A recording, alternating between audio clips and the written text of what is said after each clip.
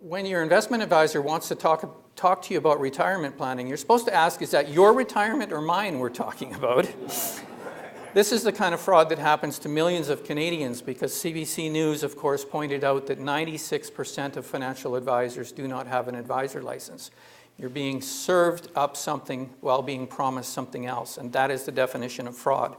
And when that fraud cannot be enforced in Canada, we have yet another giant financial sinkhole which all people's money goes into.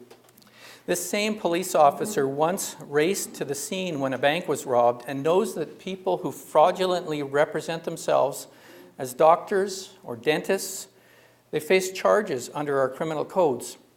But for some reason, when a financial institution like a bank robs or defrauds the public, or even the police, there is no one to call. Systemic financial crimes or fraud is handled, quotes, internally by the financial system itself, or by people they pay to handle those things. And by handled, I do not mean solved and prosecuted.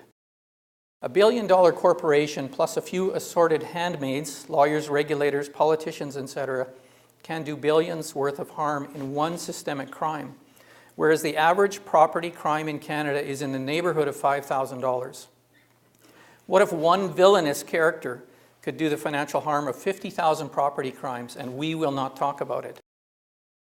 However, the thing about financial sinkholes, perfectly designed sinkholes by financial giants, is that unlike the drug addict whose addiction harms himself, the billionaire's addiction often does harm to society.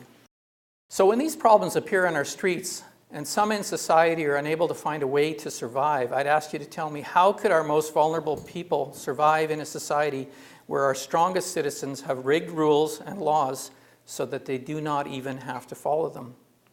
How much money could you make if you didn't have to follow the law? I worked 20 years in the top financial firms in Canada, and I can tell you it's rather easy to make $1 billion a month under those conditions where we get to police ourselves.